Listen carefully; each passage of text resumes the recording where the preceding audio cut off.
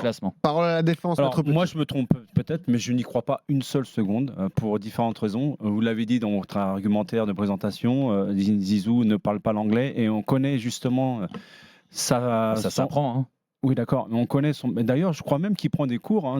Si j'ai. En plus. Oui, en plus. Oui, parce qu'aujourd'hui un vestiaire c'est peuplé de différentes nationalités et que il est plus en Espagne, il est plus à Madrid, il est déjà retourné Manu, là-bas. Donc il a qu'à aller chez Academia. Non, je veux dire par là, c'est que connaissant Zizou et connaissant sa façon de manager ses joueurs, il aime la proximité et pour ça, c'est dans la communication. Donc il faut s'intéresser à l'humain avant de s'intéresser aux joueurs. Donc il faut avoir une proximité. Donc la communication au quotidien est extrêmement importante. S'il ne parle pas la langue en Angleterre et surtout beaucoup d'entraîneurs se sont fait railler dans les conférences de presse, au même titre que beaucoup d'entraîneurs se sont fait railler ici en France parce qu'ils n'avaient pas appris le français. On se moquait d'eux. Puis au moment, ça crée une scission dans le vestiaire, ça crée une scission avec les joueurs et un décalage également de compréhension et de communication avec beaucoup de joueurs. Et au final, tout le monde est allé dans le mur. Donc ça, c'est le premier argument. Le deuxième, donc, en fait, il peut entraîner que dans trois pays. Alors. Je dis non. Surtout si c'est en Espagne, à part non, vous me dites, mais je vous ai pas interrompu, c'est incroyable. Dès qu'on balance des arguments qui ne vont pas dans votre sens, vous nous coupez la parole à chaque fois. Allez-y, maître. Écoute, excuse-moi. Allez, ça continue. Il parle pas l'allemand, il peut pas aller en Allemagne. Au tribunal, il y a l'avocat qui parle et après c'est l'autre qui parle. Terminez votre plaidoirie. Voilà, merci. Ça c'est le premier argument. Le deuxième, c'est que vous me parliez justement que pourquoi refuser Chelsea à l'heure actuelle. Excusez-moi les gars. Potter, le principal problème qu'a Potter à l'heure actuelle, c'est qu'il gère plus de 30 jours au quotidien à l'entraînement. C'est une colonie de vacances, le bordel. Alors tu peux dépenser 600 millions d'euros si tu veux.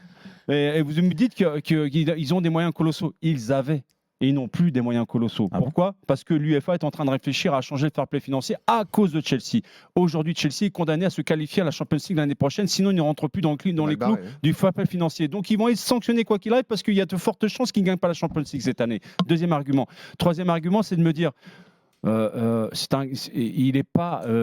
J'ai encore eu les retours aujourd'hui d'Angleterre et notamment des supporters de Chelsea qui se disent pour la plupart ils ne veulent pas de Zizou parce qu'il n'a jamais déclaré sa flamme à la Première Ligue, qu'il n'a jamais joué en Première Ligue et qu'il l'a même dit ouvertement, c'est qu'il préfère justement un jeu beaucoup plus léché, technique, ce que je peux comprendre par rapport au joueur qu'il a été, le technicien qu'il a été.